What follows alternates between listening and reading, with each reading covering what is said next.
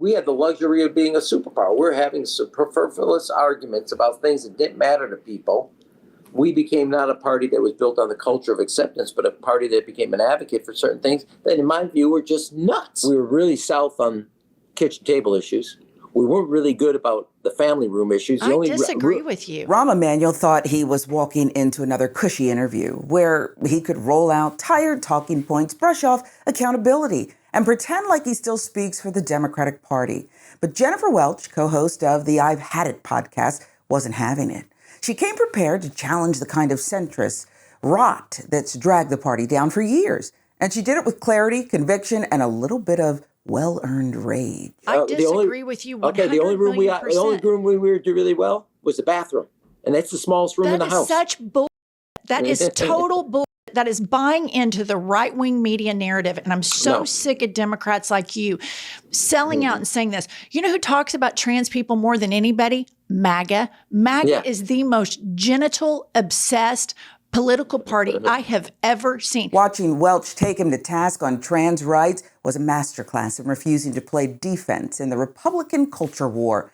She didn't fall for the bad faith framing. She didn't play polite. She stood up and said the quiet part out loud. This is about human rights.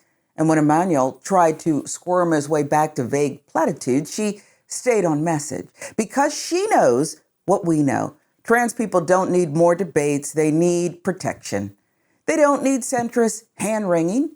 They need allies who will fight like hell for them. This is where the Democrats lose because we're playing the game with the rule book. They've ripped the rule book up and are cramming it down everybody's throat.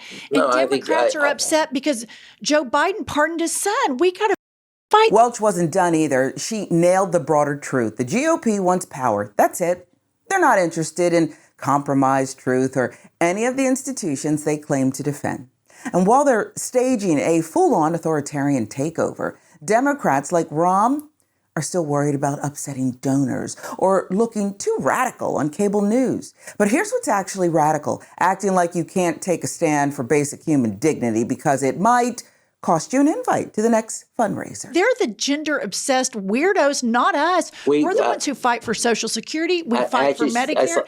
And yeah, we're not going to bully trans people. We're not going to do it. I'm not again. I'm not. Look, fine. I am here to declare that God created us, male and female, in His image. He created us. What you're hearing is the outcry from the demons and those that worship evil, that are abusing our children, brainwashing our children to believe the lie that comes directly from Satan. We live here in this red state, and you see the damage of it. When I see politicians that are supposed to be leaders in the Democratic Party buy into the narrative that Republicans have defined us by, instead of fighting and saying, you're the weirdos that are obsessed with it. Yeah, we're not going to bully some trans kid. And we buy into their narrative. It's why I think we lose. And I have to live in a state where rape victims can't get an abortion because of this bull. And so I'm going to fight till the bitter end, and I'm not going to let some MAGA moron define what progressive values are. You keep talking about living in this red state craziness. You know, there is U-Haul if you want to move out. Emanuel had nothing to say in response to Welch's fire. No real rebuttal, no real engagement, and of course not.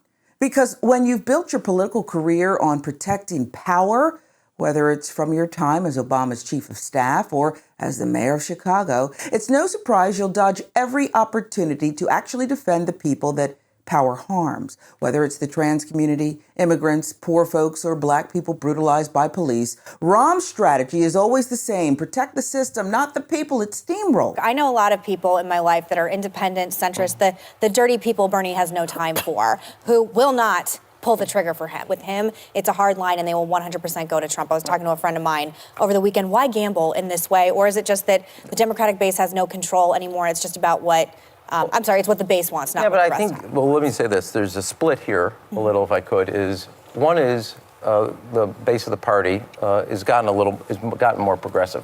But that's not a winning strategy for the general election when you want to pick the lot. Now Rahm Emanuel's been around long enough to know how to dodge criticism. Back in 2020, he told The View that Bernie Sanders' platform would tank Democrats down ballot and that we had to go with a moderate to stop Trump. And sure, maybe in that cycle the math worked out, but guess what? We're living in the aftermath of those decisions. Trump is back.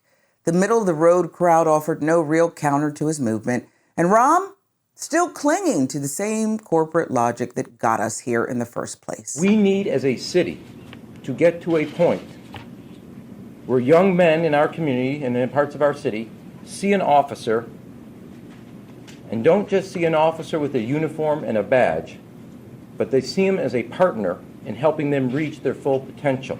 And they see in that officer a mentor, a Little League coach, a leader in the church and in their community, which they are. But we also have to get to a place as a city where officers who patrol communities in our city see a young man not as a potential problem and a risk, but they also see in that young man as an individual who is worthy of their protection and their potential. Let's not forget who Rahm Emanuel is. He's the guy who oversaw a cover-up of the police murder of Laquan McDonald in Chicago. Held that body cam footage until after his re-election, hoping no one would notice. This man is not new to protecting power at any cost. It's the blueprint for his entire career. That scandal alone should have been enough to exile him from public life. But instead, he's propped back up as a diplomat, a commentator, a thought leader. That's how it works in elite political circles. You fail up as long as you never threaten the status quo. I'm not a troll. I never have been. That was a legitimate question I just wanted to ask. I didn't mean to, get everyone fired up like they did. Right now, the briefing room, the seats are, big networks up front. You're hoping that will be rearranged, that outlets like yourself might have a more prominent seat here?